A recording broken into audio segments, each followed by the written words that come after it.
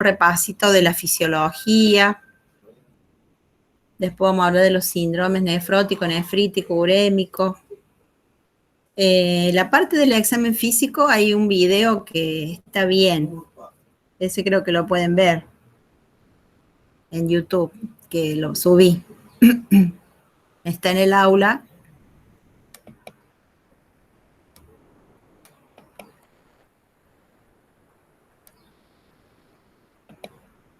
Vamos a empezar con el de fisio.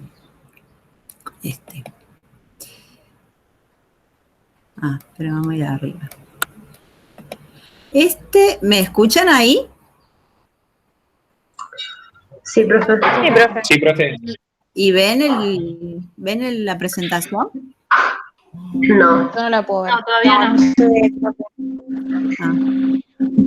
La estamos viendo a usted todavía. A ver ahí. Faltó esto. Cancelar. A ver, presentar.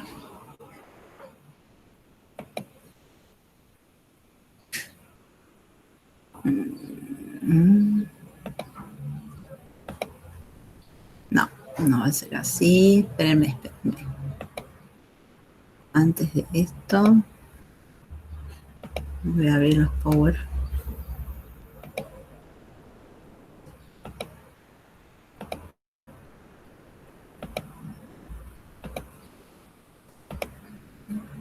A ver.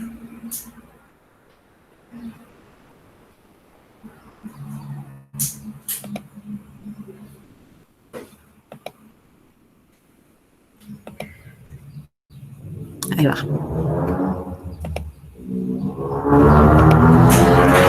¿Ahora sí? ¿Se ve? Dice el laboratorio. Bueno. Sí, ahora sí. Bien. Lo usé para los que no sé si hicieron el módulo de laboratorio. No, Sí, profe. yo cuando quise anotarme ya no había lugar. Bueno, este Power lo usé ahí y como tengo fotos acá de la fisiología, lo voy a usar ahora con ustedes. Para repasar un poquito primero. Entonces, dentro de la función renal, digamos, es como que la podemos dividir en tres. Una es la función glomerular. Me voy a poner el láser. Uno es la función glomerular, que acá la vemos, que sería que tiene que filtrar la sangre, viene por la arteriola aferente a la unidad. Cada riñón tiene 2 millones, o 1 millón sería, 2 millones de nefronas en total tenemos, aproximadamente. La nefrona es la unidad funcional, entonces está integrada por el capilar, que viene la arteriola aferente, hace el ovillo glomerular y sale la eferente. Ahí en ese ovillo está todo abrazadito por la cápsula de Bowman, de donde en un polo, que es el polo urinario, empiezan los túbulos. Y van todos los túbulos con torneo proximal, el asa descendente, el ascendente, el conducto colector, todo. Eso sería la parte tubular. Entonces, en la parte del glomérulo, que sería esto, es donde se produce la filtración. Se purifica la sangre, todos los desechos se van por la parte urinaria y la sangre purificada vuelve al cuerpo por la arteriola eferente, ¿no es cierto? Bueno, esto que está ahí, es un corte, es la barrera de filtración que tiene 3 capas, ya la vamos a ver.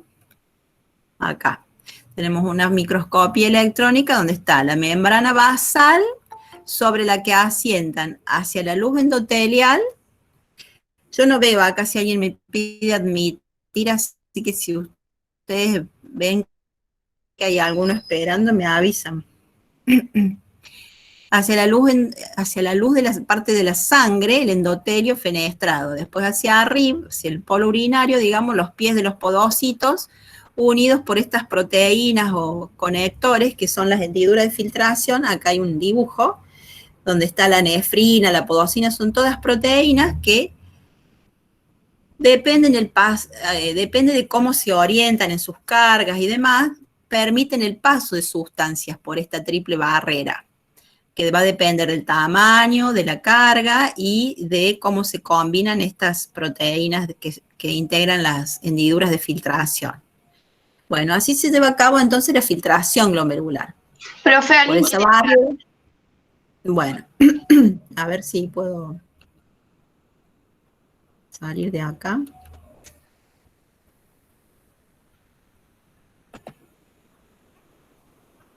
Ahí.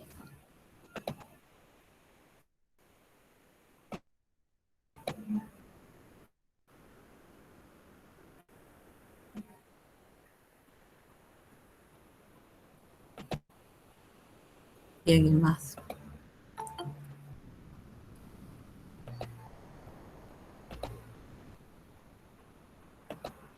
Bueno, ¿se sigue viendo? Sí, profe. Bueno, entonces arteriola aferente se filtra. Normalmente no pasan proteínas o pasa una muy pequeña cantidad que luego en el túbulo proximal se reabsorben. Bien, y ahí empieza todo a circular por la luz tubular, lo que después va a ser la orina, el producto de este filtrado. Acá ven que hay fuerzas de filtración, por ejemplo, si bien el paciente está chocado, la presión de perfusión acá va a ser muy bajita, la mácula densa lo va a censar y va a tomar resoluciones. Bien. Después viene la función tubular. ¿Cuál les parece que puede ser la función tubular? Esta es la cápsula de Bowman y empieza la primera porción.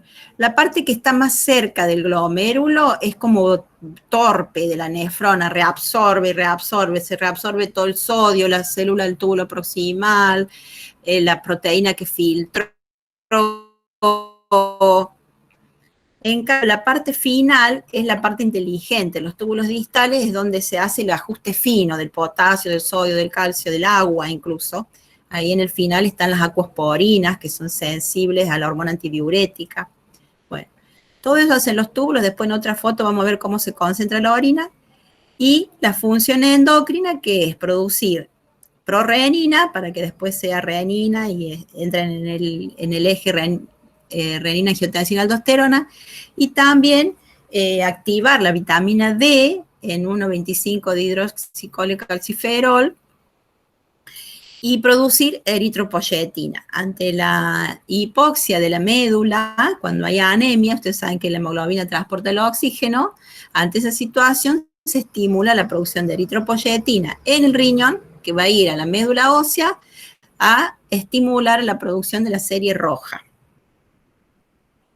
Esto pasa, esto es el feedback tubuloglomerular, por ejemplo, esto pasa cuando viene la sangre por la arteriola, acá está, aferente, supongamos que viene con mucha fuerza, toda esta presión pasa, se transmite a los túbulos, y cuando llega a la mácula densa es sensado, entonces ahí da la orden de vasoconstricción para que caiga ese flujo, y vuelve a lo normal el filtrado, porque si no estaría filtrando de más. Eso pasa en los hipertensos, por ejemplo. Como es muy fuerte la presión de filtración, se transmite a todos los túbulos, entonces el riñón solito regula para que disminuya esa presión de filtración. Bueno, y esto es cómo se concentra la orina. Recuerden que en la parte cortical tenemos 300 de miliosmoles de osmolaridad, que sería la osmolaridad isosmótica con el plasma, acá arriba, cerca de la corteza del riñón. Los túbulos se meten, hay dos tipos de nefronas, unas que son túbulos largos y otros más cortos. En la punta del vértice de la papila renal, la osmolaridad llega a 1200. Entonces, hay una parte de la nefrona que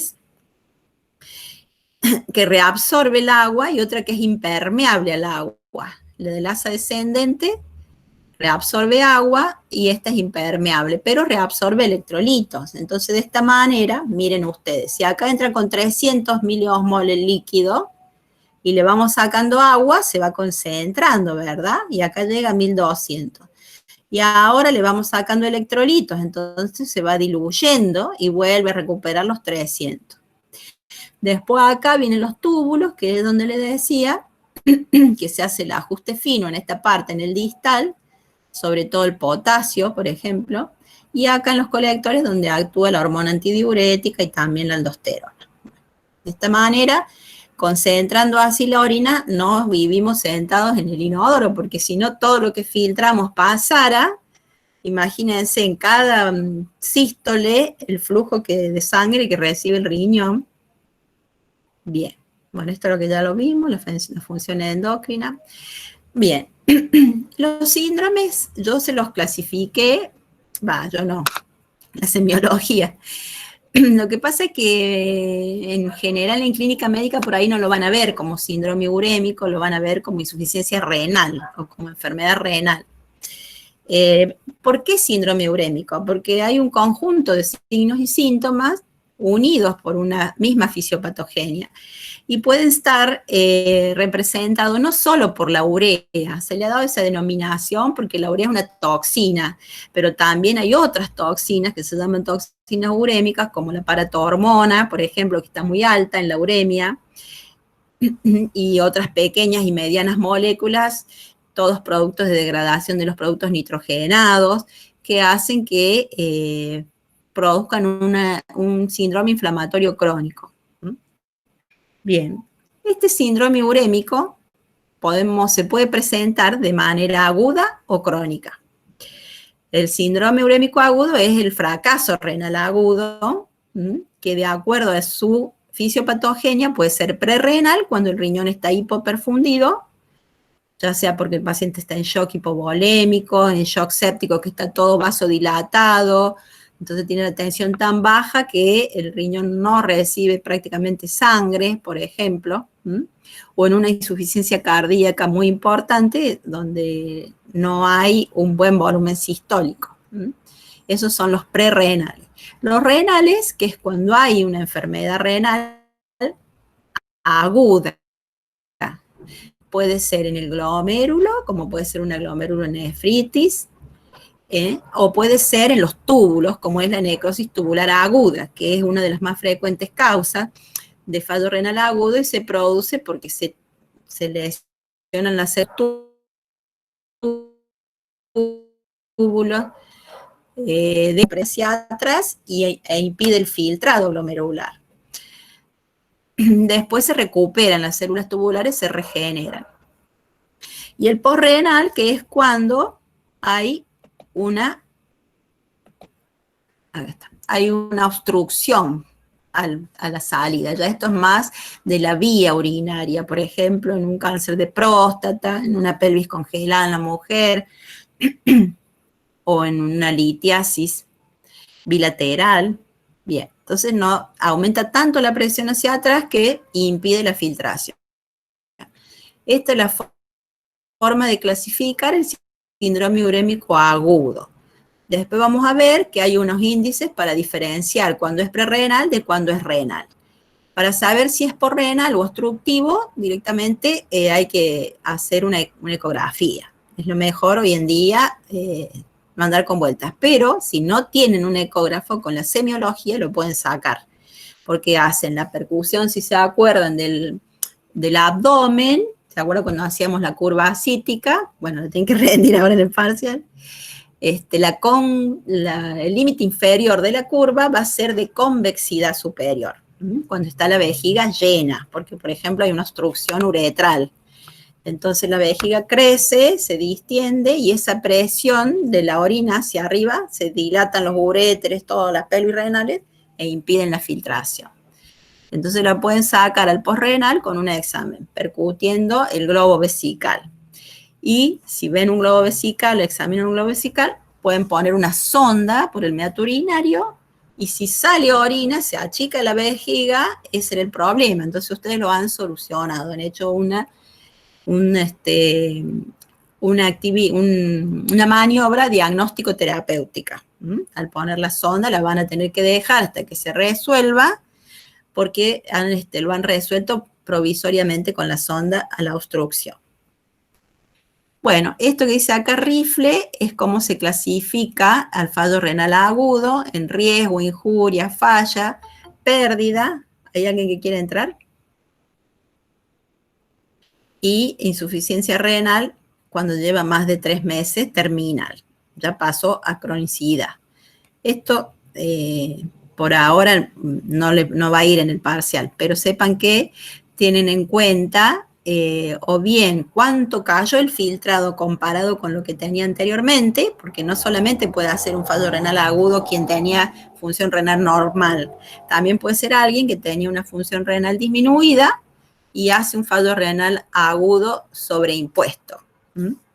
Entonces, cuando aumenta más del 25%, la creatinina o cae más del 25% el filtrado glomerular, por ejemplo, riesgo, y después 50 injurias, 75 fallos, y si nos guiamos por la diuresis, a menos diuresis, más severo el daño.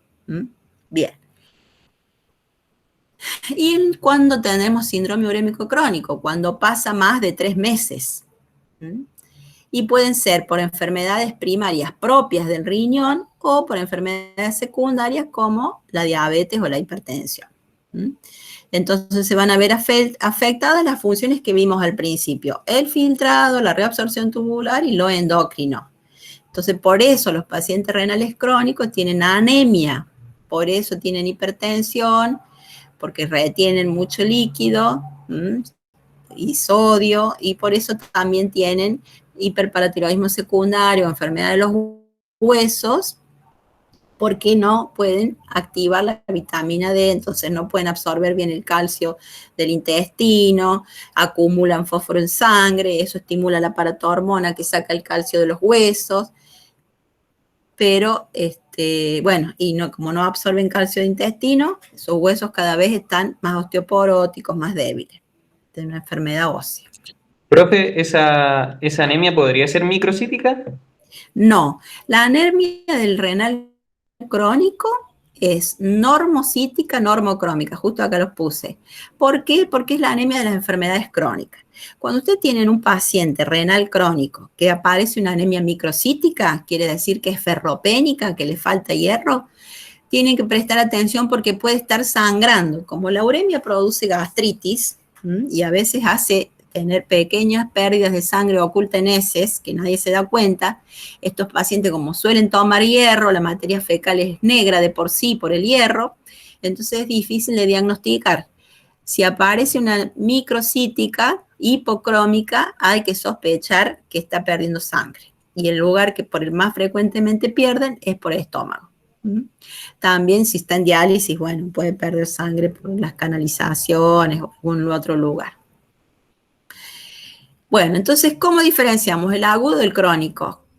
Clínicamente, el paciente crónico tiene todos los estigmas físicos de la enfermedad renal crónica. Tiene una palidez terrosa, una piel casi como un cuero seco, un pelo pajizo, tiene como un estado de cognitivo disminuido, es parecido al hipotiroideo.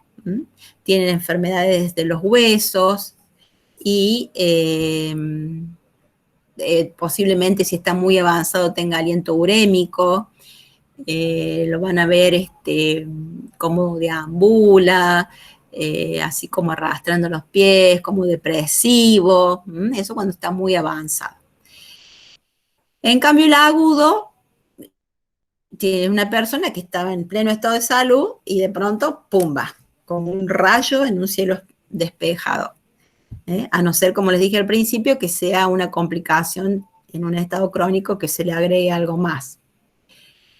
Y la presencia de anemia. Generalmente el agudo no tiene anemia, a no ser que sea por producto de un shock hipovolémico, una pérdida de sangre, en ese caso sí, y en ese caso sí, pero vamos a tener el antecedente, ¿no es cierto?, que ha sangrado. Entonces, si en un caso de agudo, normalmente no habría anemia, no habría hiperparatiroidismo, no habría lesiones óseas. Y lo otro es que los diferencia mucho en cuanto al laboratorio, es que la creatinina en el agudo está todo el tiempo moviéndose. Si está en la primera etapa, está subiendo, subiendo, subiendo, subiendo. Cuando está saliendo del fallo, está bajando, bajando, bajando. En cambio, en el crónico tiene una tendencia a estar elevada, pero más establemente elevada. También el crónico tiene el fósforo alto, el calcio bajo, El agudo lo puede tener, pero es medio raro, o sea, es más del crónico eso. Y también la otra forma de ver es con una ecografía. O sea, de una ecografía, el agudo tiene riñones normales, a lo mejor hiperecogénicos en la médula por la necrosis tubular, y el crónico tiene los riñones disminuidos de tamaño. Pasa que a veces esta disminución de tamaño en la ecografía es un poco tardía. Después el sedimento también puede ayudar. Si el fallo renal agudo es por una glomerulonefritis, posiblemente tengamos hematíes dismórficos, cilindros hemáticos o haya proteinuria. Haya un daño, una expresión de daño, un sedimento patológico. Y en el crónico, generalmente el sedimento hay unos cilindros anchos y chatos que se llaman cilindros serios. También la orina es de baja densidad, es una orina que se llama isostenuria porque es casi igual a la osmolaridad del plasma. Como no puede filtrar el riñón, no puede concentrar, no puede diluir, tiene todo alterado, es una orina que es muy aguachenta, digamos. Isostenuria se llama eso. Bueno, esto para diferenciar el fallo renal agudo del crónico. Esto para el parcial, que se acuerden, y para semi o después en clínica lo van a ver bien a esto, lo tienen que saber bien, pero en semi tienen que razonar esto, tienen que pensar. Si es prerrenal, está hipoperfundido el riñón, entonces, ¿qué hace el riñón? El riñón está sano, tiene una respuesta adecuada a la situación, entonces retiene sodio y agua para aumentar la volemia y mejorar la perfusión de sí mismo. Entonces el sodio en orina va a estar bajo. El sodio en orina bajo me habla de que es prerrenal el fallo agudo. Si el sodio en orina está alto, quiere decir que el problema está en el riñón, ya sea en el glomérulo o en el túbulo, pero está en el riñón. Más fiel todavía que el sodio en orina es la fracción excretada de sodio filtrado, que se calcula dividiendo el sodio en orina por el sodio plasmático. Eso se llama UP del sodio. Ese número se lo divide por el UP de la creatinina, o sea, la creatinina en orina dividido la creatinina plasmática. Y da menos de 1% en el prerrenal y más de 1% o de 3%, esto para tener más margen, en el renal, pero generalmente da valores altos, 30, 40, más. Es bien diferente. Bueno, en el prerrenal el sedimento va a ser normal y en el renal va a ser patológico, porque está enfermo el riñón. En cambio acá, el riñón está respondiendo a un insulto. Está hipoperfundido, entonces guarda sodio, agua, mejora la volemia, te perfunde bien y sigue adelante. Esto pasa, por ejemplo, en la insuficiencia cardíaca. Recuerden que la insuficiencia cardíaca está aumentado el péptido atrial natriurético, tendría que tener sodio alto. Pero a veces está el grado que no, de hipoperfusión, que el riñón vence eso y lo mismo retiene sodio. La aldosterona es mayor. Bueno, esto no importa tanto ahora. En la enfermedad renal crónica, así se empezó a llamar hace unos años, en vez de insuficiencia renal crónica, y se considera que, ¿hay alguno acá del doctor Espinosa? ¿Hay algún alumno de Espinosa? No, bueno, porque a él le encanta preguntar esto. Se considera que hay enfermedad renal crónica cuando hay o un filtrado menor a 60 mililitros por más de 3 meses o cualquier lesión, aunque la función sea normal, ya sea por ecografía, por anatomía patológica, por análisis de laboratorio, cualquier lesión o enfermedad renal que tenga más de 3 meses de evolución. Por ejemplo, encontrar una poliquistosis, a veces un hallazgo en la ecografía, el paciente está sano, no tiene ningún síntoma, tiene todo normal en el laboratorio, y de pronto se hace una ecografía por una litiasis biliar, y le detectan la poliquistosis. Bueno, eso es una enfermedad renal crónica.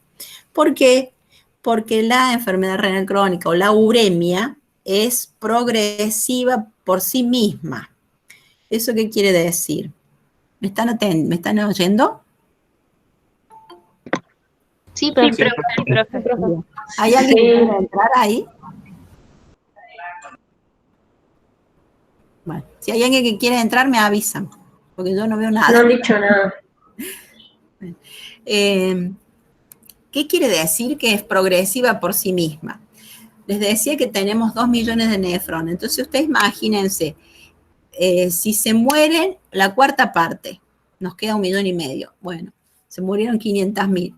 Ese resto que quedó funcionante tiene que trabajar más para compensar a las que se murieron. Entonces empiezan a hiperfiltrar y su función se agota antes. Y así, cada nefrona que va muriendo, las que quedan, tiene que compensar el trabajo, se esfuerzan, se agotan antes. Por eso es que la uremia es progresiva por sí misma. Y hoy en día también se sabe que la uremia es un factor de riesgo independiente para enfermedad cardiovascular. O sea, aumenta tener urea alta, creatinina alta, aumenta el riesgo de producir infarto, accidente cerebrovascular. Bueno, esto es la enfermedad renal crónica, se clasifica también en estadios. El estadio 1 es cuando el filtrado es normal, que tiene más de 90 mililitros por minuto o más, con una leve disminución cuando está entre 60 y 90, moderada entre 30 y 60, severa menos de 15, entre 15 y 30, y menos de 15 es cuando tiene que ir a sustitución de la función renal por tratamiento dialítico o trasplante. Tiene que entrar en diálisis, hemodiálisis, diálisis peritoneal o en lista de I/O, las dos cosas, para trasplante. Bueno, medir cuánto filtran los riñones es todo una batalla no ganada todavía, históricamente. Necesitamos un marcador que lo tengamos en el cuerpo, que no lo tengamos que inyectar, que solamente se filtre, que no se reabsorba ni se secrete, y en realidad ese marcador no existe. De investigación se usaba la inulina, que se filtraba solamente, no se reabsorbía ni se excretaba y permitía medir el filtrado glomerular. Pero es muy engorroso y hoy en día no se lo usa casi ni para investigación. Endógeno que tenemos, lo más parecido a la inulina es la creatinina. La creatinina se filtra, pero se secreta, entonces sobreestima un poco el filtrado, se secreta en los túbulos. Y cuando más insuficiencia renal hay, más se secreta. Y la urea se filtra, pero se reabsorbe en los túbulos, o sea, infraestima el filtrado. Así que, bueno, algunos dicen hacer un promedio de los dos valores, pero imagínense si partimos de dos valores que no son exactos, el tercero va a ser tremendamente menos exacto. Así que se vienen ideando fórmulas hace muchos años. Este señor Levey, que es un gran investigador, se le ocurrió esta fórmula que es la MDRD, que hay varias, que quiere decir modificación de la dieta de las enfermedades renales. Bueno, como ven, utiliza unas ecuaciones complicadas, pero estas fórmulas están cargadas en internet, son de fácil acceso, ustedes la buscan, le ponen los datos del paciente y les da el valor del filtrado. Esta es la vieja Cocros-Van Gogh que usa todo el mundo, que la sabemos de memoria, 140 menor edad por el peso, sobre 72 por la creatinina, y si es mujer por el agua, 0,85 se multiplica. Y esta es la última que ha salido, que aparentemente es más específica porque es igual que estas otras, también es de Levey, es la EPI. Pero discrimina entre creatininas menos de 0,7 y más de 0,7 para la mujer y menos de 0,9 y más de 0,9 para el hombre. Entonces esta es mucho más próxima a la realidad. Estas fórmulas se deben de informar como más de 60 mililitros por minuto, o sea, eso se considera normal, o como menos de 60 se considera enfermedad renal. Hoy en día es obligación del bioquímico que hace una creatinina informar la ecuación MDRD por lo menos. Bueno, Profe, disculpe, sí. había dicho que la filtración glomerular tiene que ser, o sea, para que se considere enfermedad renal crónica tiene que ser bajo 60 y por 3 meses. ¿Y cuál era la otra opción? O tener alguna alteración en la anatomía patológica, por ejemplo, una biopsia que me muestra fibrosis en los glomérulos o en los túbulos, una tubulopatía, por ejemplo. Alguna alteración en algún análisis de orina, la creatinina, el sedimento, que tenga hematuria glomerular, que tenga, o en la ecografía, en las imágenes, que tenga litiasis, poliquistosis, cualquier lesión o enfermedad renal, aunque la creatinina esté normal, ya se considera enfermedad renal crónica. Porque si no lo controlamos, lo dejamos librado de la evolución, va a terminar entrando en insuficiencia renal. ¿Se entendió? Sí, profe, gracias. Bueno, todas estas fórmulas se ven afectadas, incluso cuando hay que recoger orina, se ve afectada porque la recolección de orina, la mayoría de las veces se recoge mal la orina. Cuando empiezan a juntar, tienen que vaciar vejiga y tirar esa orina. Y a partir de ahí se considera el minuto 0. A partir de ahí se empieza a juntar todo lo que se orina hasta el final del periodo de recolección, que se junta la última orina. Bueno, la mayoría de las veces las personas no entienden esto y lo juntan mal. Entonces, si juntan la primera y la última, se sobreestima el clearance. Si no juntan ni la primera ni la última, se infraestima el clearance. Por eso siempre estamos buscando alguna fórmula que sustituya la recolección. Pero en estas personas que están acá, por ejemplo, que van a ser donantes de riñón o que necesitamos usar un medicamento que es muy tóxico y que se elimina por riñón, o que tienen poca masa muscular, amputados, embarazadas, necesitamos estimar mejor el filtrado. Entonces ahí sí, hacemos la recolección de orina de 24 horas, o si tenemos suerte y una buena obra social o mucho dinero, el clearance de iotalamato, que es un radioactivo, es inocuo, y se le inyecta esto al paciente y después se mire y es exacto al filtrado glomerular real. Y si no, si recogemos la orina de 24 horas, por ejemplo, o de un periodo de mínimo 2 horas, podemos hacer un clearance. Lo ideal es de 24 porque la primera orina de la mañana como que tiene mayor concentración de toxinas y todo eso. Entonces, lo ideal es de 24. Se vacía vejiga al comenzar, se junta todo en ese periodo de tiempo y se junta la última orina. Y en ese momento se saca sangre para medir la creatinina. Se aplica esta fórmula, O por B sobre P. Que acá, como le dice a los chicos del módulo, le explique, a ver si me sale. O por B sobre P. ¿Qué es cada cosa? O es orina, pero es la concentración de la creatinina en esa orina de 24 horas. Se saca una muestrita y eso va en miligramos por decilitro.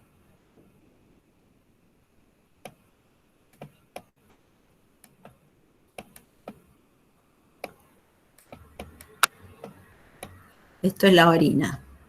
Bien.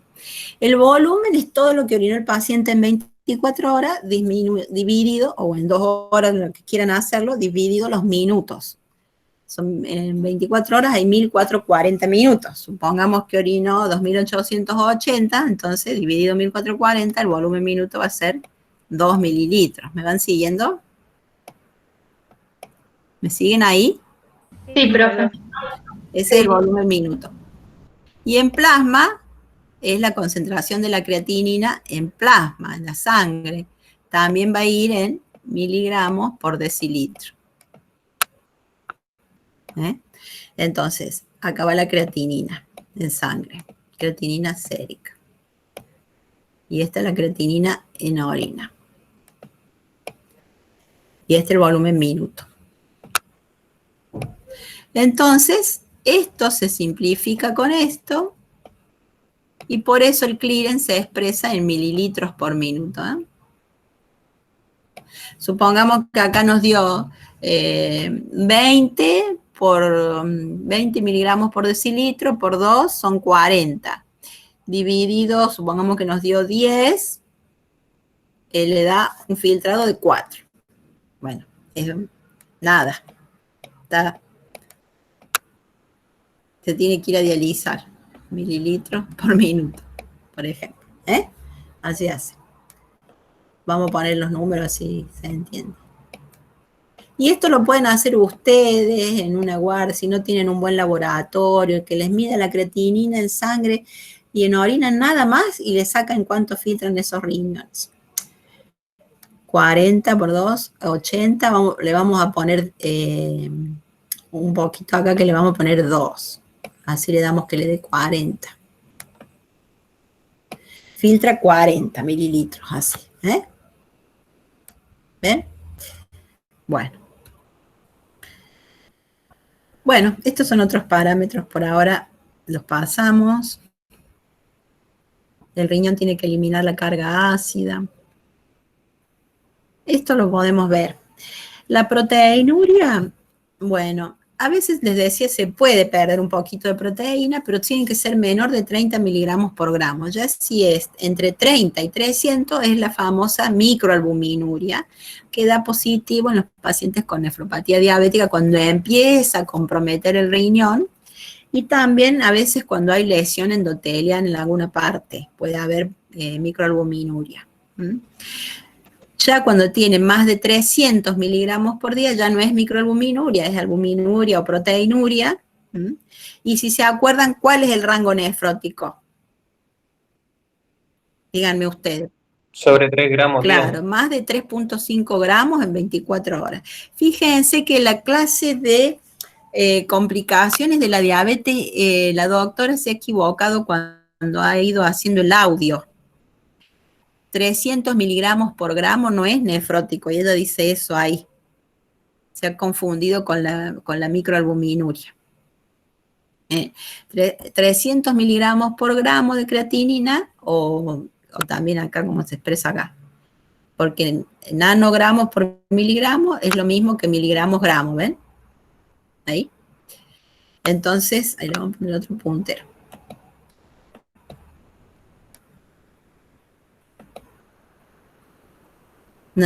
Microgramos de albúmina por miligramos de creatinina es lo mismo que miligramos de albúmina por gramo de creatinina. Eso se mide en una muestra de orina. Si da más de 300, no es microalbuminuria, es proteinuria. Y si da más de 3,5 gramos en 24 horas, es proteinuria en rango nefrótico. ¿Está? Bueno, cuando hay una hematuria glomerular, cuando el 20% de los hematíes que aparecen en la orina tienen estas dismorfias, están deformados. ¿Por qué? Porque pobrecitos no solo han tenido que pasar por esa barrera de filtración y meterse ahí, en esa membrana enferma, sino que además han tenido que en su trayecto por los túbulos soportar la osmolaridad de 1200 en la médula. Así que pobrecitos cuando llegan a la orina están destruidos. Bueno, si encontramos en el sedimento de orina 100 hematíes y 20 por campo y 20 son así, puedo afirmar que esa hematuria es glomerular. 20% o más. Y lo otro que pasa es que a veces esos glóbulos rojos que logran sortear la barrera de filtración se acantonan en los túbulos y toman la forma de cilindros tubulares y se van a ver así en el sedimento. Entonces, para decir que alguien tiene una hematuria glomerular, porque la hematuria más frecuente es la de la vía urinaria, la que producen los cálculos, las arenillas, los pólipos de vejiga, las infecciones urinarias, esa es la hematuria más frecuente. Para diferenciar una hematuria de la vía urinaria de una hematuria glomerular o renal, voy a ver esto. Más del 20% con dismorfia o la presencia de al menos un cilindro hemático. Con un cilindro hemático ya tengo el diagnóstico. Y entonces, si han leído algo, ¿de qué síndrome estamos hablando si me aparece esto? Nefrítico. Crítico. Muy bien, de síndrome nefrítico. El síndrome nefrítico tiene 3 componentes, pero si me aparece esto, listo, es nefrítico. ¿Mm? Bueno, esto lo dejamos acá.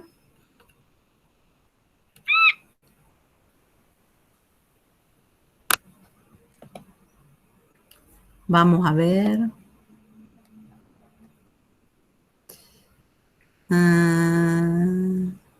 Esta me parece que es la misma. Profe, yo tenía una duda si puede hablar algo sobre el edema en el síndrome nefrótico, nefrítico e insuficiencia renal. Ahora vamos entonces con eso.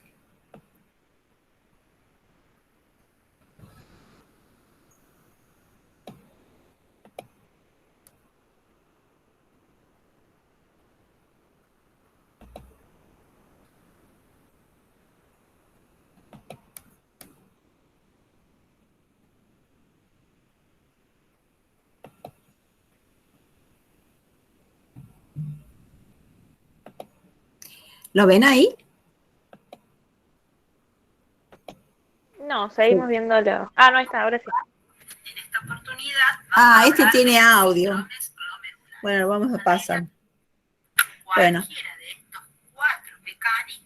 Esto se produce sobre todo cuando la unión... Profe, igual le puede poner pausa al audio, me parece. ¿Lo puedo silenciar? Sí. ¿Cómo será? O de última puede bajar el volumen a la compu. Entonces no vamos a escuchar eso.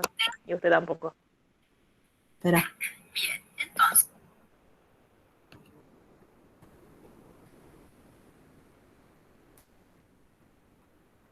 Acá. A ver si me escuchan a mí después. No, sí, sí le escuchamos. El otro día me mandaron un video de un docente, me sentí identificada. A ver, ¿me escuchan ahí?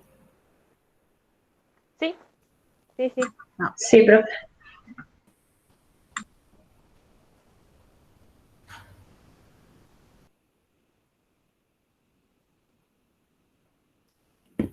¿Me escuchan ahí? No, ¿no? Sí, profe. Sí, profe. Sí. Ay, es que ella no nos escucha a nosotros. Claro, al bajar el audio no nos va a escuchar a nosotros. Pero podemos verlo así que agrande la diapositiva para que no salga el... Claro, pero muy bien, perfecto. Bueno, ahí está. El mecanismo del daño inmunológico glomerular,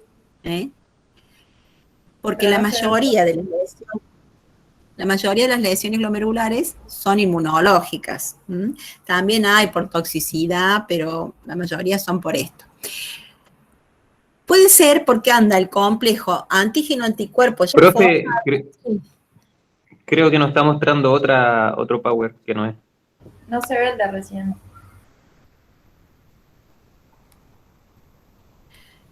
¿No es este que dice síndromes glomerulares? No, estamos viendo el anterior. Ah.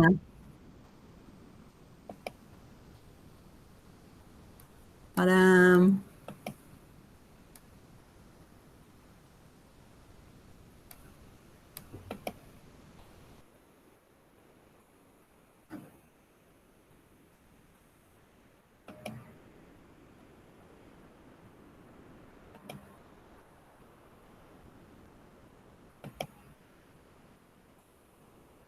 ¿Y ahí?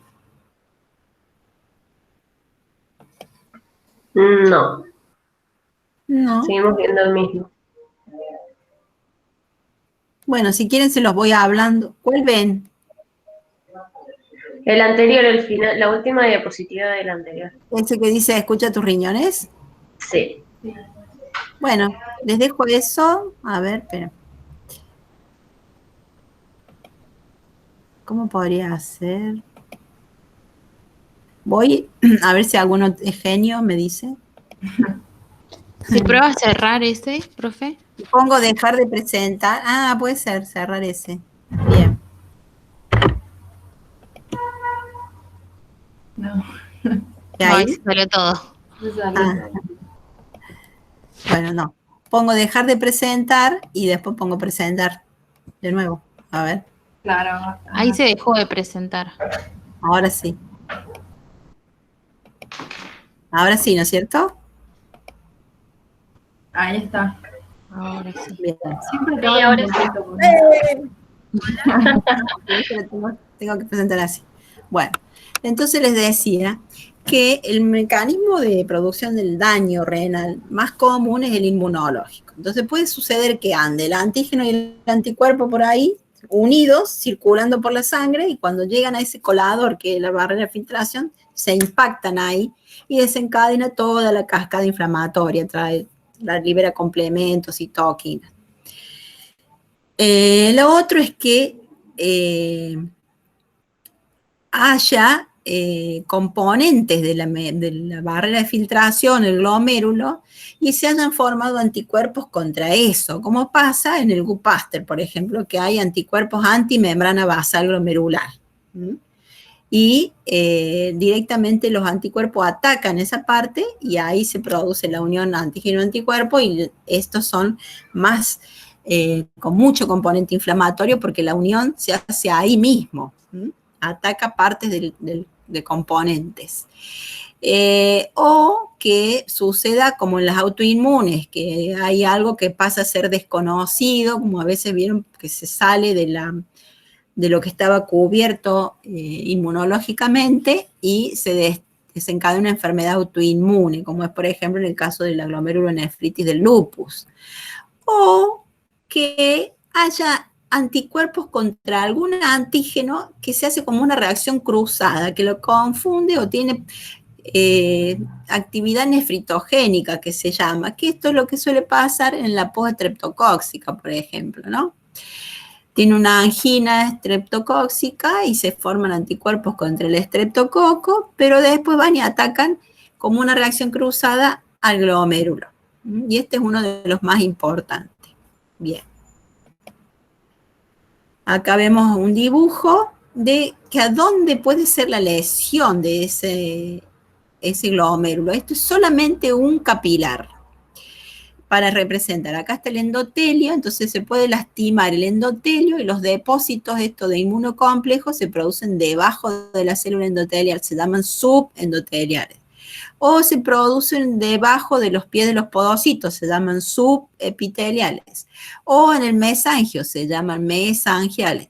O afectan toda la membrana basal, se llaman membranosos. Bien.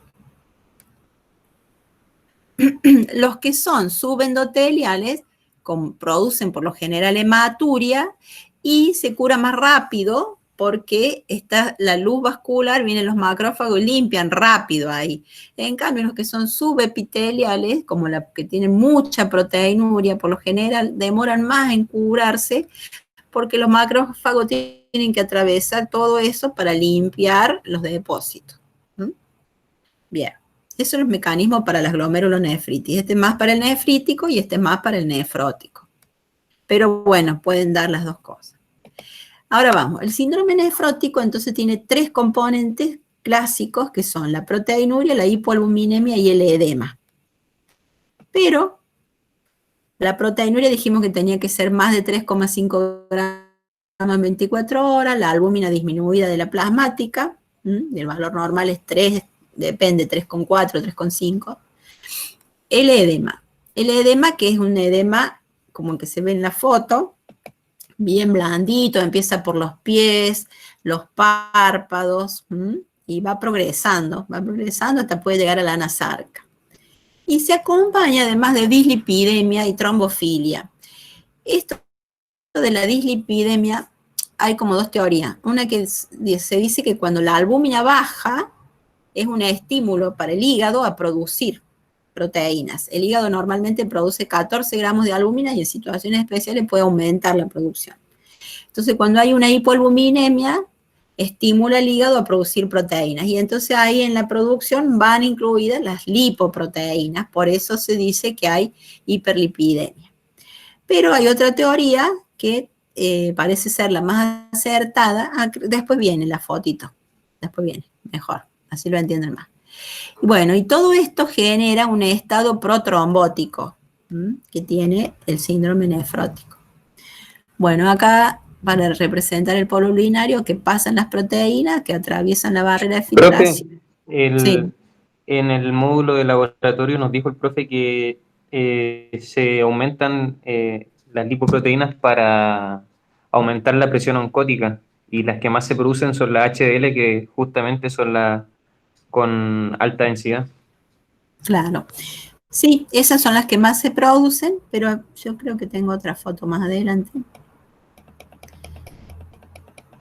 Sí, después le explico mejor. Porque hay una... A ver si la busco, lo pongo ahora.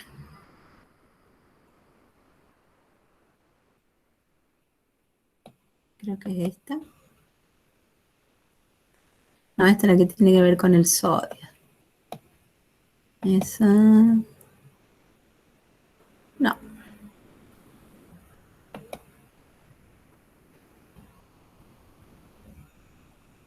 Hay un cofactor. Hay un cofactor para donde actúa una uroquinasa que transforma el plasminógeno en plasmina, pero eso es para estimular al NAC. Hay un cofactor de la enzima que metaboliza las lipoproteínas.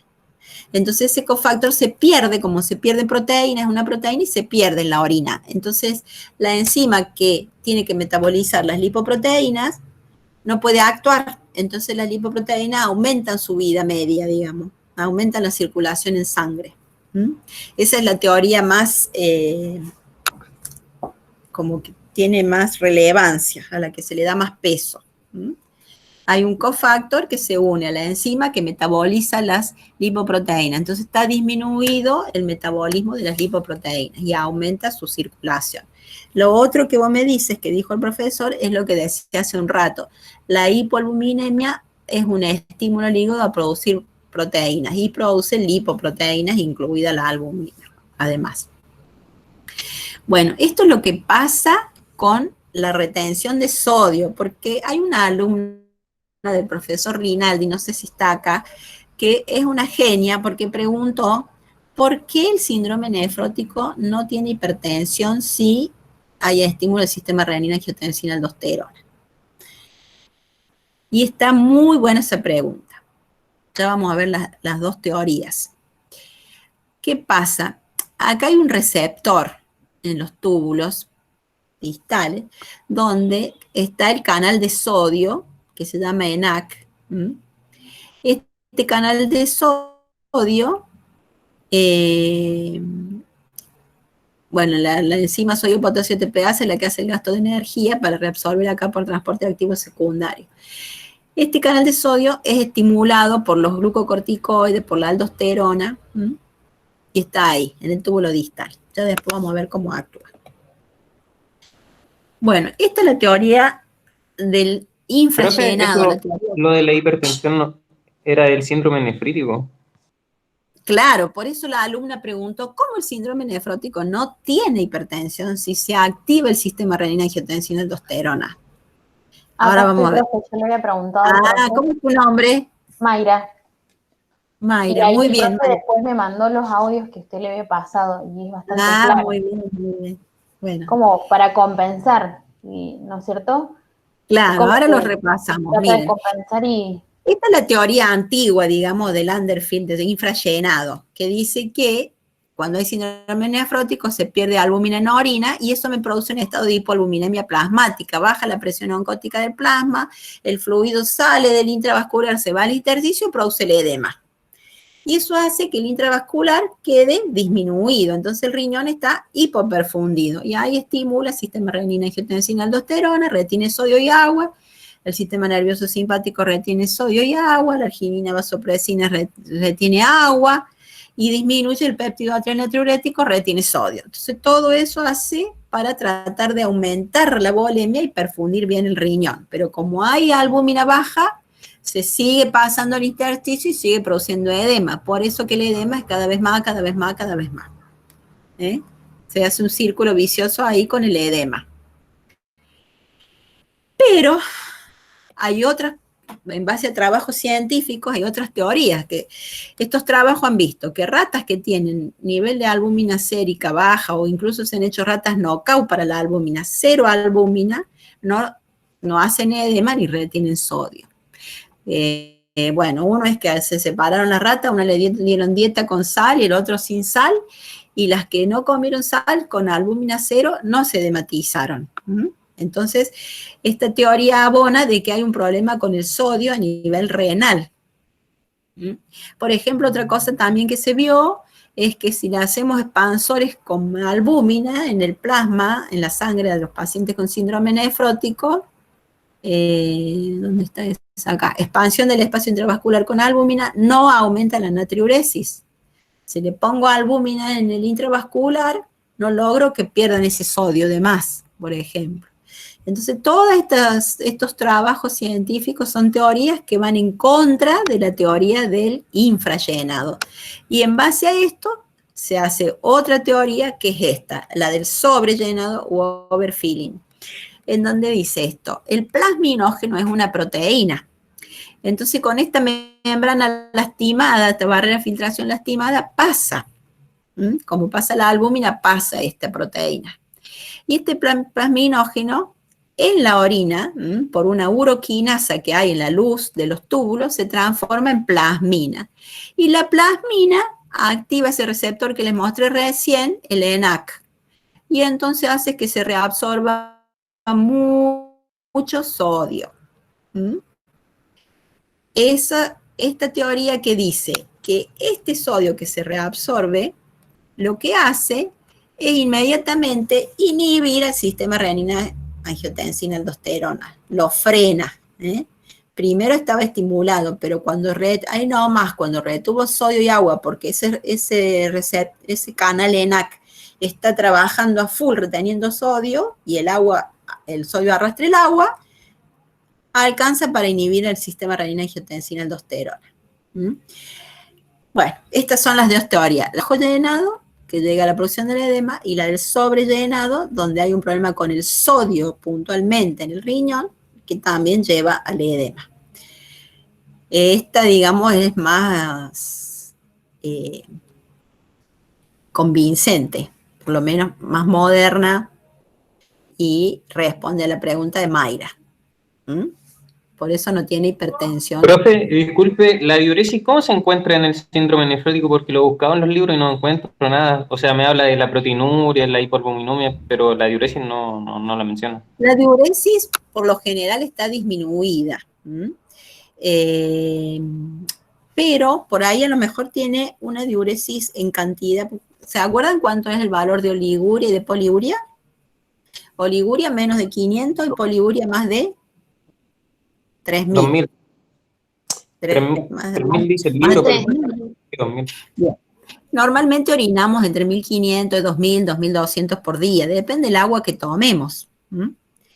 Entonces, por ahí, estos pacientes que tienen síndrome nefrótico, lo que tienen es que como que corren la curva hacia la derecha. Entonces, empiezan reteniendo sodio y agua al principio y después siguen orinando lo mismo, pero siguen reteniendo, o sea, van como de cada día, van sacando, quedándose con un poquito de esa diuresis. Disminuye un poco, pero a veces no se nota tanto. En otros sí es franca la oliguria. Pero ¿en qué nos tenemos que guiar nosotros? En el peso. Lo tenemos que pesar todos los días ese paciente para ver si va ganando peso y evaluar también el tratamiento que le estamos haciendo. Si logramos que se deshinche o si nos va venciendo el síndrome nefrótico y cada día está más hinchado. Así que pueden tener oliguria los nefróticos o pueden tener una diuresis aceptable dentro del rango normal, pero vamos viendo que cada vez está más hinchado, más edematizado. Bueno, acá está lo de la lipiduria que buscaba recién. No me salía esta palabra. Orosomucoide se llama, el cofactor que se une a la lipoproteína lipasa y si no lo está unido no la deja actuar. Entonces este orosomucoide se pierde en la orina y la lipoproteína lipasa no actúa, no metaboliza las lipoproteínas y siguen llevando lípido por los vasos sanguíneos. ¿Se entendió? Bueno, y todo eso, la pérdida de antitrombina 3 en orina, porque es una proteína, el uso de diuréticos a los que se ven sometidos estos pacientes para desedematizarlos, la hiperlipidemia, que es aterogénica, el aumento de estos factores de la coagulación, porque son proteínas que aumentan la síntesis hepática, la disminución del plasminógeno que vimos que se perdía en orina, la hiperactividad plaquetaria, la hipoluminemia, todo le deja eso, araquidonato libre, que es la síntesis, que es como el sustrato para producir tromboxano A2, que también es trombogénico. Así que todo esto produce en el paciente con síndrome nefrótico una tendencia a la trombosis. Pueden hacer trombosis venosas profundas, pueden hacer trombosis de la arteria renal. Bien. ¿Qué más se pierde por orina cuando perdemos proteínas? Perdemos la vitamina D, que es una proteína, y produce hipocalcemia y nos puede llevar a un hiperparatiroidismo secundario. Esto pasa en los síndromes nefróticos prolongados. Perdemos inmunoglobulinas, que son proteínas, y nos predisponen a las infecciones, como las de estafilococo y las de neumococo, de gérmenes gram positivos. Y recuerden que hay muchas sustancias que circulan en la sangre unida a albúmina, o sea, la albúmina suele ser un transportador. Entonces puede tener un efecto en más o en menos, porque si lo deja libre y es un metabolito activo, por ejemplo, potencia la acción de algunos medicamentos o de ciertas sustancias, como que si también lo usa de vehículo, vamos a tener déficit, por ejemplo, de hierro, cobre, zinc, hormonas tiroideas, hormonas sexuales. Por eso a veces el síndrome nefrótico tiene como un grado de hipotiroidismo, porque se pierde hormona tiroidea en la orina, que es una proteína. Bueno, entonces el síndrome nefrótico podría obedecer a glomerulonefritis primaria, que son enfermedades propias del riñón, como puede ser en los niños, la glomerulonefritis a cambios mínimos, que es típica de la infancia, y en los adultos la glomerulonefritis membranosa, que produce proteinuria pura, no produce hematuria. Se producen depósitos en los inmunocomplejos en la parte media de esa triple capa. Bien, o pueden ser secundarias. ¿Y la reina de las secundarias cuál es? ¡Charán! ¿La diabetes? El lupus. La diabetes, muy bien. El lupus. La diabetes Y produce lupus también. síndrome nefrótico. ¿Eh? Lupus también. Claro, esas son secundarias a enfermedades sistémicas. El lupus puede dar una glomerulonefritis membranosa de etiología lúpica y de una gran proteinuria. Y van a ver todas estas que están acá. Este está en el argente, este cuadrito. Bien. Acá les puse un repaso de la fobia. Es un edema bien lindo para medir fobia y el grado. Cuando es en la historia clínica ponen grado 3, cuando tiene más de 6 milímetros y se recupera al minuto, por ejemplo. Bien, vamos con el nefrítico. Vamos a ir rápido porque es muy largo esto. Total, si ustedes me quieren preguntar algo, me paran. Bueno, el nefrítico entonces tiene 3 componentes también, que es la hipertensión, la hematuria glomerular y el fallo renal. Como les dije un poquito antes, puede faltar, puede que no estén los 3, pero si está esto, la hematuria, el cilindro hemático 1, aunque sea, o la dismorfia, ya está. Bueno, acá vemos lo que hablamos un poquito al comienzo, cómo los glóbulos rojos pasan la barrera de filtración y después tienen que someterse a esa hiperosmolaridad y por eso se terminan deformando y apilando en cilindros. Bueno, hay un daño glomerular, se activa complemento, son leucocitos, todo. Bueno, hay una proteinuria, pero no es de rango nefrótico, es menos, puede ser de, qué sé yo, 100, o sea, de 1 gramo o menos. Baja el filtrado glomerular, por eso hay oliguria y a veces hay fallo renal franco y la hematuria. Esto es el signo guión. Así como en el nefrótico el signo guión es la proteinuria de 3,5 gramos en 24 horas, en el nefrítico el signo guión es la hematuria glomerular. Bueno, se produce retención distal de sodio y de agua con aumento del volumen del extracelular, edema e hipertensión.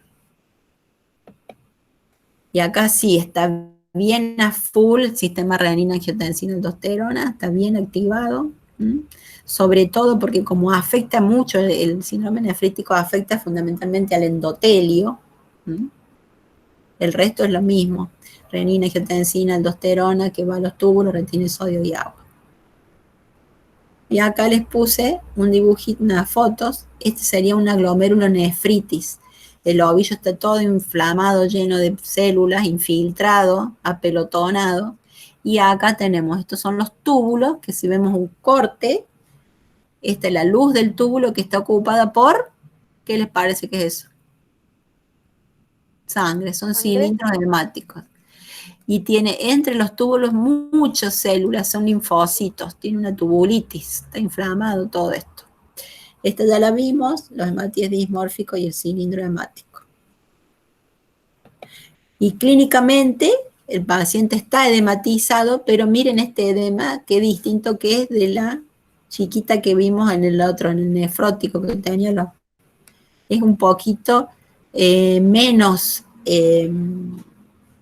miren, lo voy a mostrar. Se ve ahí el ojo este. Miren ese ojo. Bien de los tejidos laxos. Y acá tiene esta característica de producir por lo general, ¿no? Así como más rojizo y irritación conjuntival. Ahí se ve el edema conjuntival también. Pero también afecta alrededor de los ojos. Es menos marcado porque como no tiene tanta proteinuria, y por lo general cursa con fallo renal. Acá vemos un paciente haciéndose diálisis y este es un paciente en cuidados intermedios. Los síndromes nefríticos suelen ser graves. Aún el de la postestreptocóxica, que es que suele curar con restitución ad íntegrum y todo, también puede ser severo. Bueno, las causas más frecuentes de síndrome nefrítico, las glomerulonefritis, como la aguda postestreptocóxica, que es común de la juventud, de la adolescencia, mesangio capilar o glomerulonefritis por IgA. Y después también, estas son las más comunes, ¿no? Y el síndrome urémico hemolítico, tanto de los niños como del adulto como el atípico, las vasculitis o púrpuras, ahí se ve un paciente con vasculitis, el lupus y la hipertensión maligna. La hipertensión maligna es la hipertensión arterial cuando pasa a un estado en el cual empieza a reproducir capas en las paredes de las arterias, sobre todo las arteriolas, como catáfilas de cebolla, se desencadena ese mecanismo. Los vasos sanguíneos cuando pasan por ahí, los glóbulos rojos cuando pasan por esos vasos sanguíneos se rompen, se forman como una especie de trombitos y se va consumiendo factor de coagulación y se van embolizando los glóbulos y puede llegar hasta un fallo renal terminal, un infarto de miocardio, una coagulación intravascular diseminada. Aquí esto es una urgencia, hay que actuar rápidamente y tratar de bajar esa presión arterial. Bien, para terminar esto, entonces, las diferencias entre el nefrótico y el nefrítico es más insidioso, como les decía, en cambio el nefrítico suele ser súbito y más grave. Los edemas son muy importantes en el nefrótico, leves en el nefrítico, la tensión es normal en el nefrótico y está aumentada en el nefrítico. La presión venosa central es normal o baja en el nefrótico y está aumentada en el nefrítico. La proteinuria, 4 cruces, o sea, más de 3 gramos, y esta no llega a rango nefrótico. La hematuria no tiene que tener el nefrótico, porque si llega a tener hematuria glomerular es nefrítico con proteinuria en rango nefrótico. No tiene que tener hematuria. El nefrítico tiene que tener, si no, no es nefrítico, o cilindros hemáticos. La albúmina en sangre es normal y la albúmina nefrótico en sangre es baja. Bien. Vamos a ver si podemos ver el otro. ¿Quieren preguntar algo ahí? No, por el momento no. No. Bueno, se entiende, ¿no es cierto? Profe, yo le Sí, quería profe. preguntar si hay alguna diferencia entre la nocturia y la nicturia, porque lo busqué y no me quedó claro. Muy bien. Nicturia es orinar de noche y nocturia es orinar más de noche que de día. ¿Se entiende? Cuando vea la O, es más de noche que de día. Las dos, la nicturia y la nocturia, pasan muy comúnmente en la insuficiencia cardíaca. Después hay otras patologías como las varicosas, que se reabsorbe el líquido durante la noche, también a veces en los ancianos, en el embarazo, suele estimular a que orina más de noche que de día. El anciano pierde la capacidad de concentración. Y en el paciente urémico crónico también pasa eso, por eso mismo, porque pierde la capacidad de concentrar la orina. Entonces uno, ¿qué pasa? Durante la noche uno no toma agua, está durmiendo, entonces la orina se concentra y no tenemos que ir al baño cada rato. En cambio, durante el día estamos tomando agua, ingiriendo alimentos, produciendo agua endógena y tenemos producción de orina y vamos al baño. Eso es como un ritmo normal. Pero cuando se pierde la capacidad de concentración renal, ya sea por la edad, por un estado o por un estado de enfermedad renal o solamente por envejecimiento, o cuando hay reabsorción de edemas al estar en reposo, se invierte el ritmo. Entonces, nocturia, orinar más de noche. Nicturia es orinar, levantarse al baño durante la noche más de 2 veces, que ya sería raro. Uno se puede levantar una vez al baño, pero ya más de 2 veces ya es, algo está pasando. ¿Se entendió? ¿Se entendió? Sí, profe. Sí. Bien. ¿Y ahora ven esto? ¿Esta presentación se ve? No, Estamos no hablando sé. No, del profe. nefrótico. El mismo que el anterior. Bueno, entonces vamos a hacer como hicimos recién. Dejar de presentar. Y presentar de nuevo. Ponemos compartir. Ahora sí.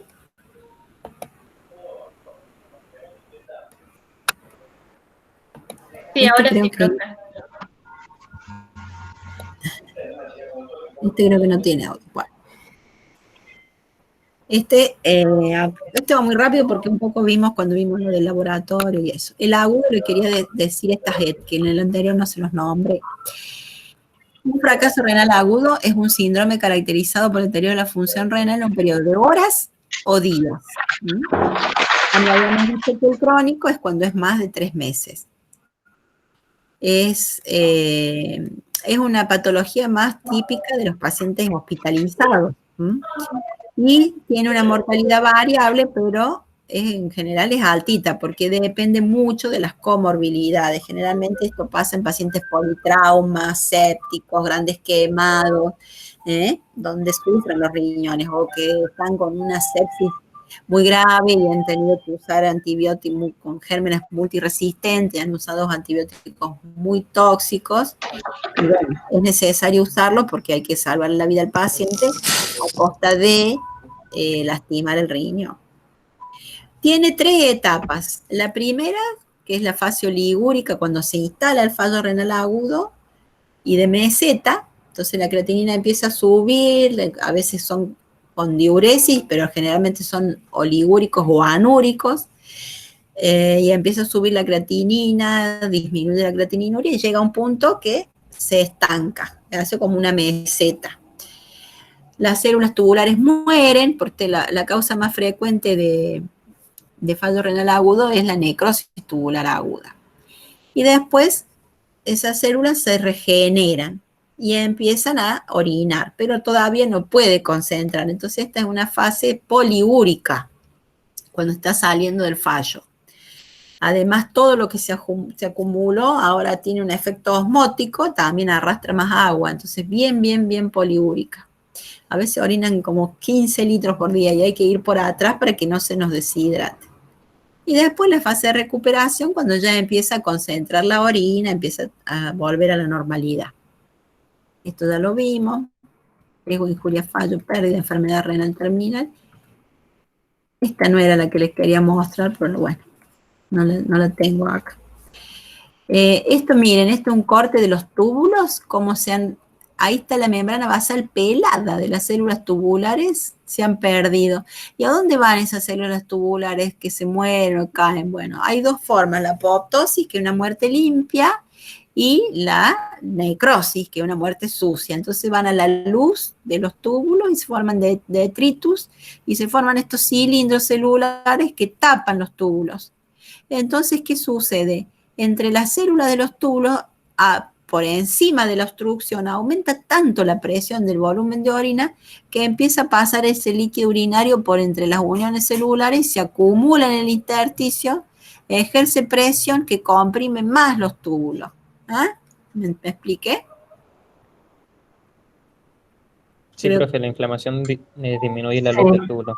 Claro, ahí está, miren acá, ven, está la obstrucción y este back leak es la gotera. Acá hay una forma de cómo se rompen por apoptosis. Bueno, entonces el síndrome urémico agudo va a tener la oliguria, la sobrecarga, el aumento de nitrogenado, acidosis metabólica, porque acuérdense que una de las funciones del riñón es manejar el medio interno. ¿Saben lo que es el medio interno? El líquido extracelular. Claro, recuerden que en el organismo tenemos varias constantes que mantener, la osmolaridad plasmática, el pH, la temperatura, la volemia, son constantes que a veces sacrifican otras funciones del organismo para mantener esas, porque si no, se mueren las células. Nosotros tenemos que tener un pH 7,4, si no, a no ser que estemos adentro del estómago, que es 2,5. O 1,5, depende. Bueno, entonces, el medio interno está constituido por eso, por todo lo que es el líquido extracelular, la concentración de los electrolitos, el bicarbonato, el hidrogenión, y el pH, ese 740, está mantenido por la combinación del trabajo de los riñones y de los pulmones. Por ejemplo, si alguien tiene un problema respiratorio, acumula anhídrido carbónico, entonces ese se transforma en hidrogenio, en ese ácido, y lo elimina el riñón. Entonces, en nefrología no hay como decir algo que está bien o que está mal, sino que la palabra correcta sería adecuado. Porque ustedes van a decir, ¿cuál es el pH normal de la orina? Y es 5,5, la orina tiene que ser ácida, porque eliminamos la carga ácida de todo lo que comemos. Sobre todo las proteínas, aumenta mucho la carga ácida. Pero de pronto, si tenemos una alcalosis respiratoria, por ejemplo, alguien que está hiperventilando, el riñón compensa y trata de eliminar en forma de bicarbonato, entonces esa orina va a ser más alcalina y no va a ser patológica, va a ser Profe, adecuada. disculpe, pero, sí. O sea, ¿eso es el valor más cercano de la orina? Porque yo tenía entendido que puede ser de 4 a 8. Sí, es correcto. Sí, pero por lo general es 5,5 más o menos ahí, pero es de 4 a 8, sí señor. Pero como les decía, depende también mucho en el momento del día, de la dieta, depende muchísimo de la dieta. Hay alimentos que producen mucho ácido, como la proteína de la carne, por ejemplo. Y otros alimentos, como las frutas, las verduras, que generan más bien alcalosis. Bueno. Entonces, estamos acá, el síndrome urémico agudo, entonces va a tener eso, la oliguria, la sobrecarga, el aumento de los nitrogenados, la acidosis metabólica. El riñón tiene varias formas de eliminar los ácidos, una con la amoniogénesis y otra con el transportador de bicarbonato, cotransporte bicarbonato de hidrógeno. están en los túbulos. La hiperpotasemia es una complicación muy frecuente del fallo renal agudo. La hipocalcemia, la hiperfosfatemia se pueden ver, aunque son más del crónico. Las disnatremias, hiper o hiponatremia pueden estar. Muchas veces una hiponatremia se encuentra presente cuando se trata de compensar en la parte de la poliuria que se lo hidrata, se puede ver ahí. Y la anemia es más del crónico, pero en algunas enfermedades, por ejemplo, que cursan con hemólisis y esas que vimos, también puede haber anemia, o en el lupus. Bueno, estas eran las fases que le des. La clasificación de prerrenal, renal y posrenal que ya la vimos. La causa más frecuente es la necrosis tubular aguda de renal, que puede ser isquémica o nefrotóxica. Por ejemplo, directamente las toxinas van como los aminoglucósidos, por ejemplo, los antibióticos, los medios de contraste. También puede ser la nefritis intersticial una causa. Esta la suelen producir mucho los medicamentos. También puede ser como una reacción inmunológica. Y la glomerulonefritis, que es la menos frecuente de dar fallo renal agudo. Las glomerulonefritis por lo general dan fallo crónico. Pero, por ejemplo, la postreptocóxica puede entrar aquí, el fallo agudo. Esto ya lo vimos. Estos son nuevos marcadores de fallo renal. Por ejemplo, la beta-2 microglobulina, el Enegal, las interleuquinas se pueden medir en orina y son bastante precoces estos mediadores. Bueno, situaciones que producen hipoperfusión renal, ya lo hemos ido hablando.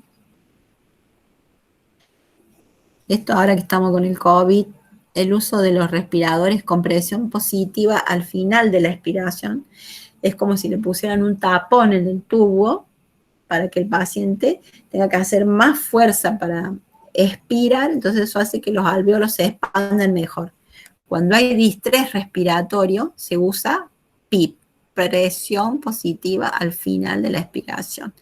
Y eso hace expandir mejor, abrir mejor los alvéolos. Esto produce mucha hipotensión. Sí, por eso hace perder volumen sistólico y puedes hacer subir la creatinina y todo.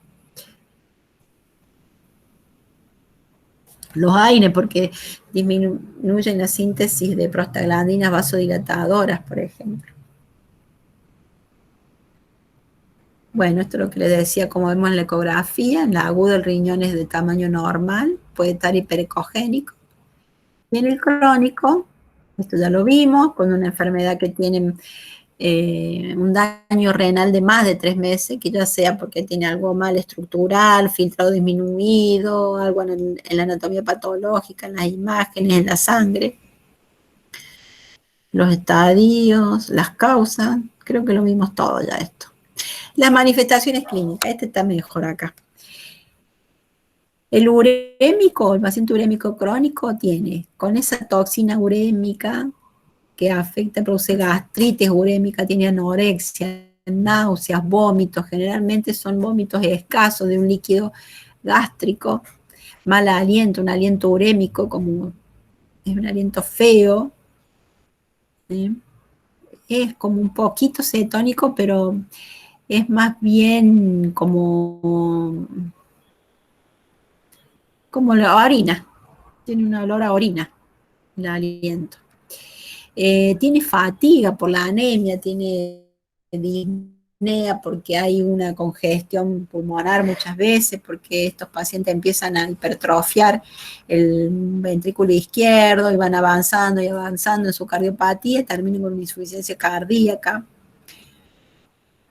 Hay prurito, cambio en la pigmentación de la piel, predisposición a las infecciones, pérdida de la libido, en las mujeres amenorrea. Y esto, a nivel general, fatiga, calambre, pueden tener síndrome de las piernas inquietas también, se les mueven solas las piernas, cefalea, somnolencia, memoria imprecisa.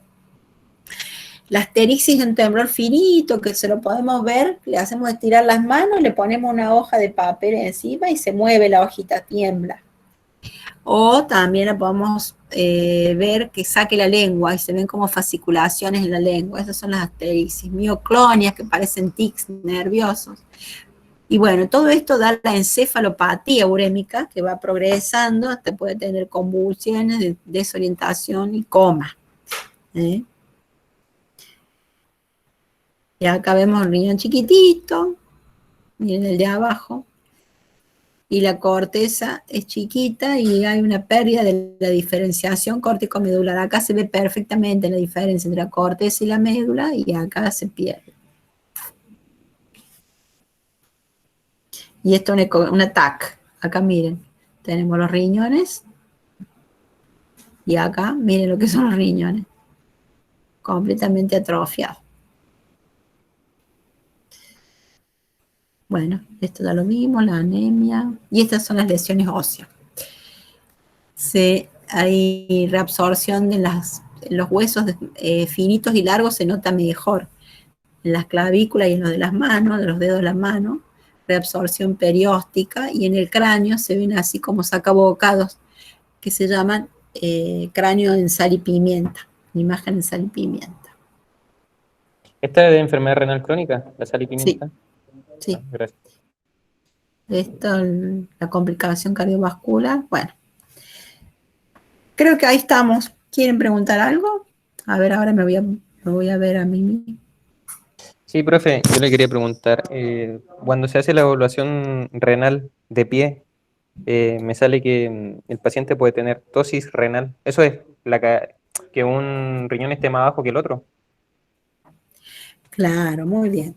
La tosis renal es la caída del riñón. Pueden caer los dos. Esto suele pasar mucho en las personas que pierden peso. ¿Me ven ahí a mí, la cara? Sí, profe. Ah, yo no me veo. Bueno, en las personas que pierden peso, porque el riñón es retroperitoneal y está sostenido por la grasa retroperitoneal. Tiene su fascia que lo protege y todo, pero muchas veces cuando pierden mucho peso, descienden los riñones. Y el paciente está acostado y está bien, pero se para y ¡fum! Bajan. Y la complicación que pueden tener es dolor. Y a veces se arquean mucho los uréteres, porque hay casos muy severos que los tienen en las fosas ilíacas los riñones. Y esos enrulamientos de los uréteres pueden traer complicaciones de infecciones urinarias. Por eso uno lo puede palpar al riñón con el paciente en decúbito y después puede hacer las maniobras del enganche, por ejemplo, y después lo hace parar y repite la maniobra y ya no lo engancha porque ha bajado. Pero las maniobras de examen renal no son muy sensibles. Yo se las puse todas ahí en el video, pero las que más usamos son el puño de percusión y la que vamos palpando de abajo para arriba, la de Gullón, que logramos palpar el polo inferior del riñón izquierdo y el polo y a veces la parte media del derecho, en pacientes delgados que tienen un abdomen blando. Ahora, cuando los riñones están aumentados de tamaño, con una poliquistosis o un tumor renal, por ejemplo, la maniobra de Montenegro, que es ponerlo boca abajo, se pueden palpar grandes masas renales. Bien, lo mejor para diagnosticar una tosis renal es hacer una radiografía simple con el paciente acostado y de pie. Y en los riñones se ven al borde del músculo psoas, que baja al lado de la columna vertebral, son como dos triángulos, uno de cada lado es el psoas. Y al borde del psoas, en la fosa lumbar, se ven los riñones. Cuando tiene tosis, uno lo ve de pie como han bajado. No necesita ni contraste ni nada para eso. También le puedo hacer una ecografía acostado y sentado y de pie con la rodilla apoyada en la silla, por ejemplo, para relajar la pared y que puedan revisar bien. ¿Qué más quieren preguntar? ¿Alguno pudo ver los casos que pusimos en el aula?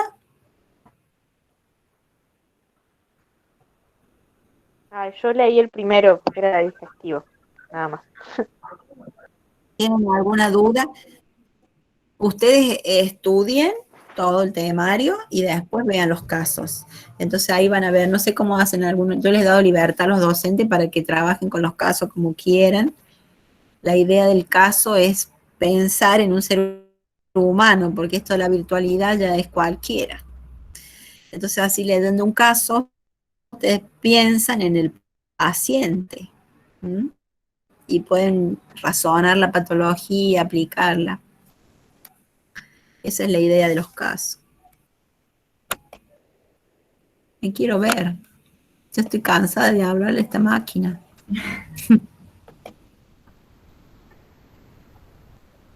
¿Cómo anda, profe? Hola, Rodrigo. Muy buena clase, profe. ¿Sirvió? Me alegro. Sí, profe. Me encanta la nefrología. Sí, profe, sí, un montón. Sí, no sé. Bueno, qué suerte. Ahí le puse 2 casos renales en los casos clínicos. En uno es una glomerulonefritis post-estreptocóxica que hace fallo renal agudo. Entonces ven las dos cosas. Ven el síndrome nefrítico y el fallo renal agudo. Y el otro es un paciente diabético que se transforma en un síndrome nefrótico y tiene ya enfermedad renal crónica. Entonces ahí ven las dos cosas, el nefrótico y el crónico. Entonces en 2 casos pusimos los 4 síndromes. ¿Mm? No sé cuál les tocará a ustedes, qué les darán sus docentes. Profe, disculpe, si el Sí. síndrome nefrítico y nefrótico se dejan a evolución natural, o sea, desencadenan una insuficiencia renal, ¿o no? No, depende cuál. Si es agudo, que por ejemplo la post-estreptocóxica o el cambio mínimo en los niños, se recuperan ad integrum en el 98% de los casos.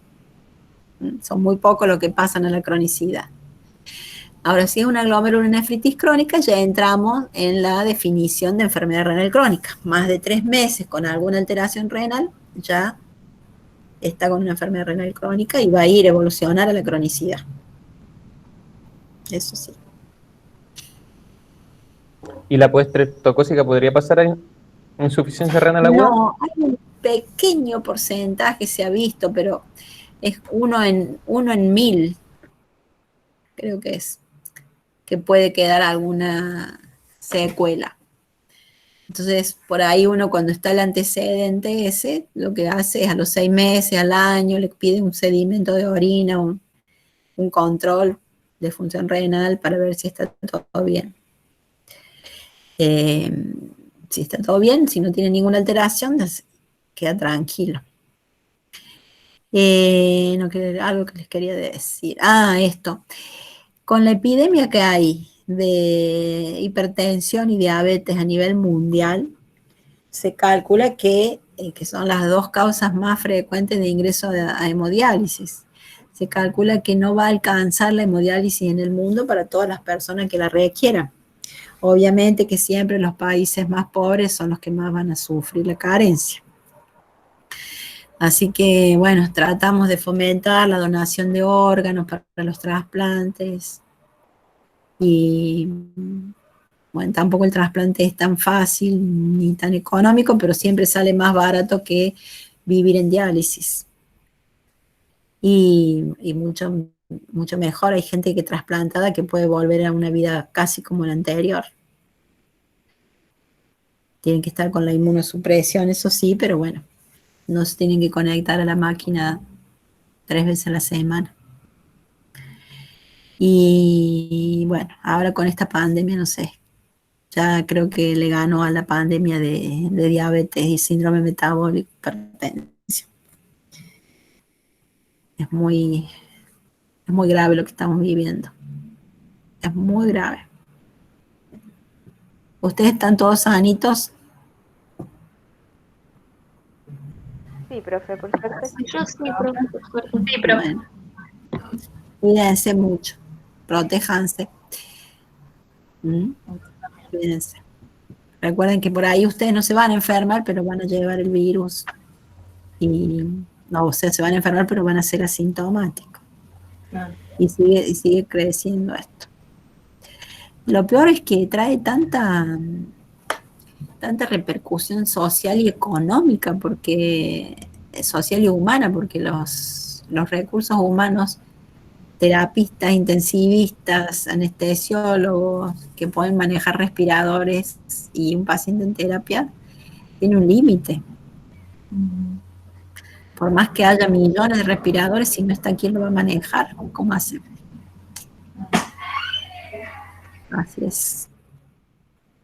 Bueno, mis chiquillos, les deseo lo mejor para este parcial. Estudien mucho, les va a ir bien. Gracias, profe. Y en el próximo, entonces, va a entrar sangre, que lo sacamos de este porque si no, no tenían tiempo de verlo. Sangre es toda la serie roja, las coagulopatías y las leucemias y linfomas. Es corto porque la semiología no es muy categórica, cuando uno tiene anemia, cuando uno tiene linfoma o leucemia. Y no hay grandes maniobras para aprender en el examen físico.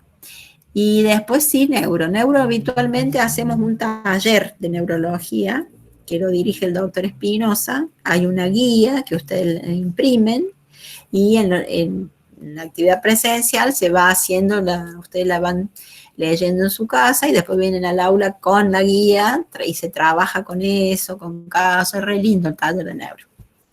Terminan aprendiendo muy bien. Pero bueno, ahora vamos a ver cómo lo adecuamos para la virtualidad. Y bueno, y un pequeño ahí espacio para paciente reumático que está en el aula virtual, pero lo hemos puesto oculto, ya después lo vamos a abrir. Hemos hecho ahí un roleplay con la doctora Villarreal, que es reumatóloga, y yo que he hecho de paciente, para que lo vean, un video de cuatro casos distintos. Soma ya vieron al principio, o sea que es un poco por ahí. Vamos a ver si dentro de reumático damos glomerulonefritis lúpica capaz, porque es algo muy, dentro de la reumatología, es una de las enfermedades más prevalentes y con más complicaciones, con mucha clínica. Tienen que ver eso. Y bueno, y se nos acaba el año. Espero que hayan aprendido, por favor. Ojalá podamos. No como queríamos, pero bueno, sí, haciendo lo que se puede. Ojalá podamos tener alguna etapa presencial. Yo deseo tanto eso. Damos un curso intensivo de parte práctica, aunque sea en el verano. Sí, ojalá. Sí, eso estaría buenísimo que podamos hacer. Ojalá. Bueno, cualquier duda, chicos, por favor pregunten, no se queden con las dudas. Saben que todos los docentes son buenos, cualquiera le va a responder, nadie se va a enojar. Y si no sabemos, lo vamos a ir a buscar juntos. Si nos hemos olvidado por ahí. ¿Estamos? Sí, profe. Bueno, Sí, muchas gracias. les mando un abrazo fuerte, grandote. Hasta que algún día nos lo podamos dar, de verdad. Igualmente. Muchas gracias. Igualmente. Profe, chao. Chao. Chao. Chao.